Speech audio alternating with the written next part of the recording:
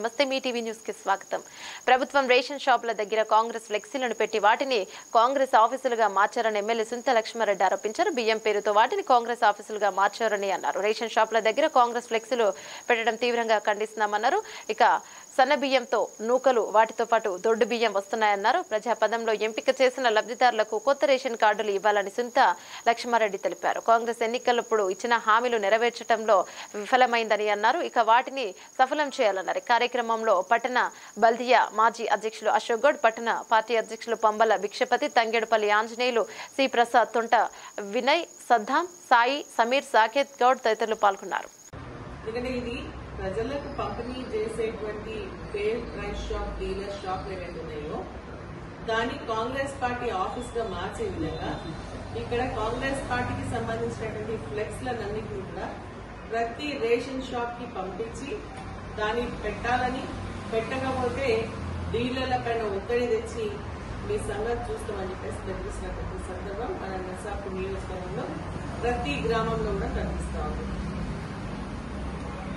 మరి ఇది పద్ధతి కాదని ప్రభుత్వం పరంగా అఫీషియల్ గా నిర్వహించినట్టయితే మరి ఇది ఖచ్చితంగా సీఎం గారు, మంత్రులు, అదేవిధంగా ఎమ్మెల్యే, ఎంపీ అందరూ కూడా ప్రోటోకాల్ ప్రకారం పెట్టాలి తప్ప ఈరోజు కాంగ్రెస్ పార్టీకి సంబంధించినటువంటి ఫ్లెక్సీలు తీసుకొచ్చి పెట్టడం అనేది మరి ప్రజాస్వామ్యాన్ని కూలీ వేసినది.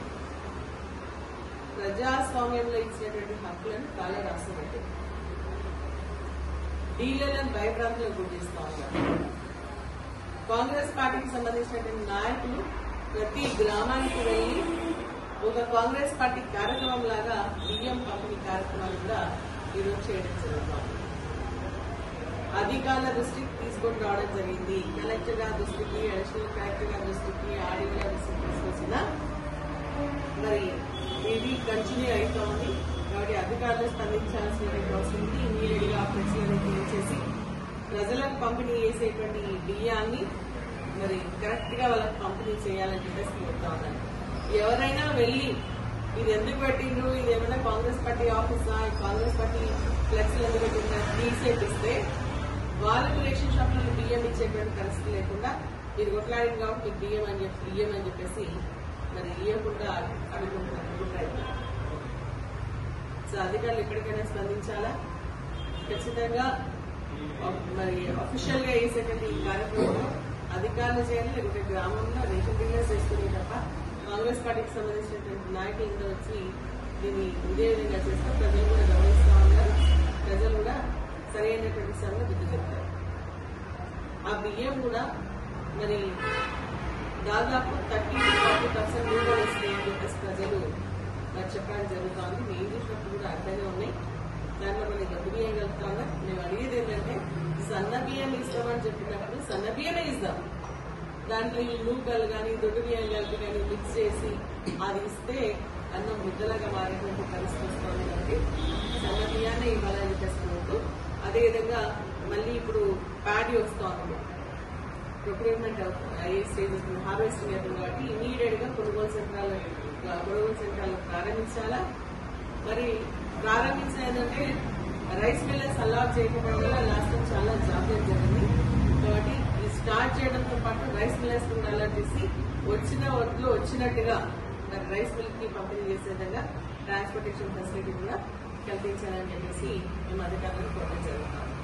అదేవిధంగా 500 రూపీస్ బోనస్ ఏదైతే ఉందో సన్నోడ్లకు సంబంధించి ఆ 500 బోనస్ పోయిన సంవత్సరానికి సంబంధించి 6-7 కోట్లు బ్యాలెన్స్ ఉంది, దాన్ని కూడా రిలీజ్ చేయాలా.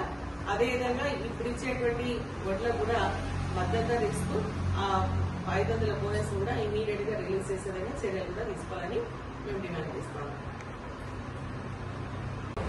ఎంతైతే కోటా రావాల్సిందో అంత కోటా ఇవ్వడం లేదు. ప్లస్ రేషన్ షాప్లో బియ్యం అవసరం లేదు.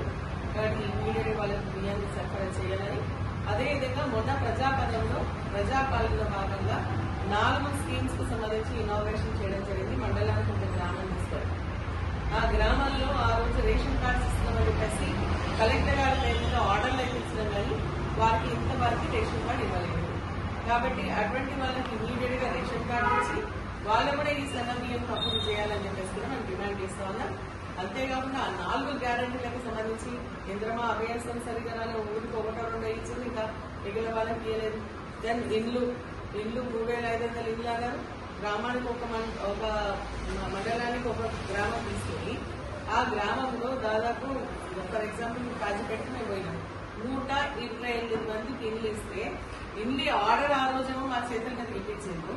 కానీ ఇప్పుడు మళ్ళీ ఎంక్వైరీ పేరు మీద దాని దాదాపు 30-40కి తగ్గించడం జరుగుతుంది.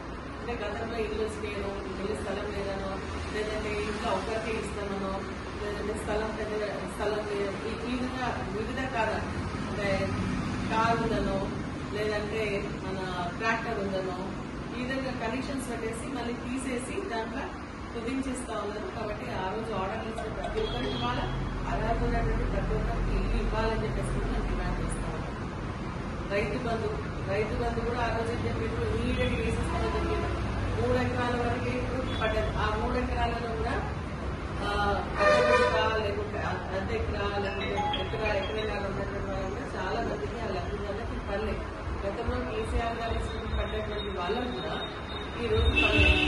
కాబట్టి అందరూ కూడా ఇమీడియట్ గా ఆ రైతు బంధు ఇవ్వాలా. ఎందుకంటే ఇప్పుడు మళ్ళీ హార్వెస్టింగ్ అయిపోతుంది, మళ్ళీ కొత్త స్కీమ్ వస్తుంది, మళ్ళీ కొత్త సీజన్ లో మళ్ళీ మనం పంటలు వేసుకునేటువంటి పరిస్థితి వస్తుంది. కాబట్టి ఇమీడియట్ గా రైతులను కూడా రిలీజ్ చేయాలని చెప్పేసి డిమాండ్ చేసుకోవాలి.